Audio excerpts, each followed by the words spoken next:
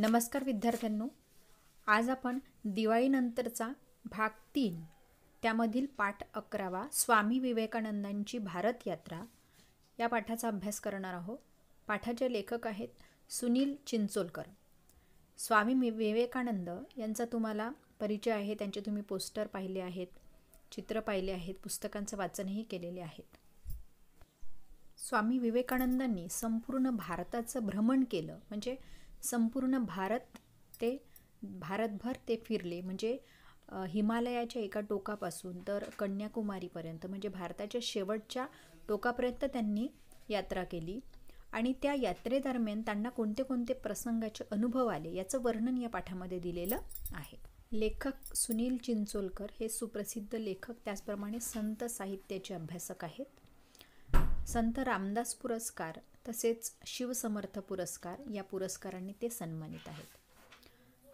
या पाठामध्ये स्वामी विवेकानंदांच्या वाचनाची गती, त्यांची आकलन शक्ती, त्यांची ज्ञानाची पातळी, त्यांची बुद्धिमत्ता या अनेक त्यांच्या गुणांचं वर्णन आपल्याला पाहायला मिळेल. त्याचप्रमाणे कन्याकुमारीला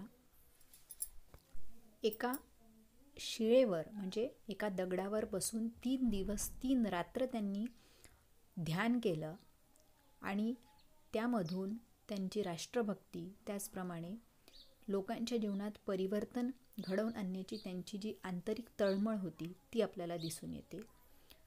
आणि हा पाठ मानवतेचा पुजारी स्वामी विवेकानंद या पुस्तकातून घेतलेला आहे.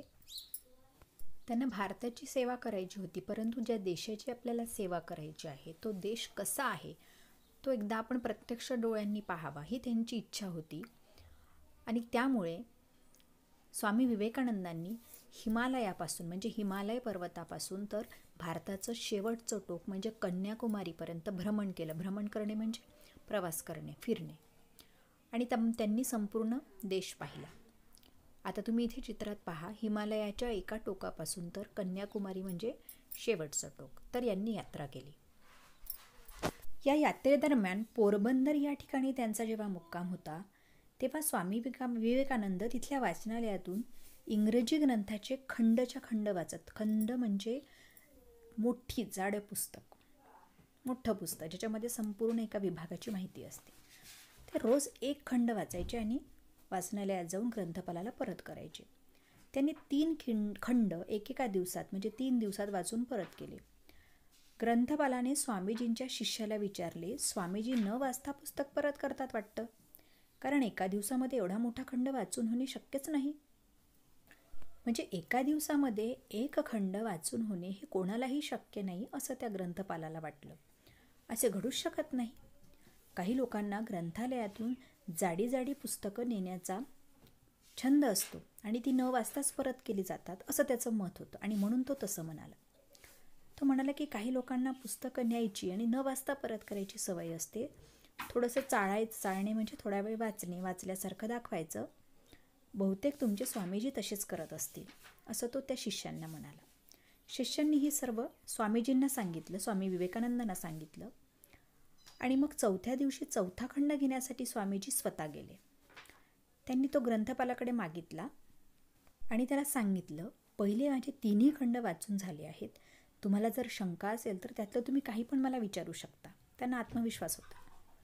आता स्वामीजींनी स्वतःहून आव्हान दिल्यामुळे ग्रंथपालाने विचार केला की खरंच हा माणूस खरं बोलतो की खोटं बोलतं, किती प्रामाणिक आहे, जाणून घेऊन या. आणि म्हणून ग्रंथपालाने स्वामीजींना त्या 3 खंडातले उभे आडवे आतमधले असे प्रश्न विचारले. पण तो जो प्रश्न विचारायचा त्याचं प्रत्येक पानावर उत्तर, ज्या पानावर असेल त्याचं अर्ध पान कंठस्थ सांगायचे, म्हणजे पाठांतर होऊन गेलं होतं स्वामींचं. आणि हे पाहून त्या ग्रंथपालाने सांगितलं की ही मानवी कक्षेच्या बाहेर आहे, म्हणजे ही मानवी बुद्धिमत्तेचं काम नाही, हे स्वामीजी कुठली तरी दैवी शक्ती असणारे व्यक्तिमत्व आहे असं त्या ग्रंथपालाला वाटलं. आणि म्हणून त्यालासुद्धा आश्चर्य वाटलं की यांची ही कुठली तरी दैवी शक्ती किंवा दिव्य शक्ती यांच्या मागे आहे, आणि म्हणून यांनी हे शक्य करून दाखवलं असं त्यांना वाटलं. या पुढचा भाग आपण पुढच्या व्हिडिओमध्ये पाहू. यावरचे प्रश्न तुम्हाला सोडवायचे आहेत. धन्यवाद.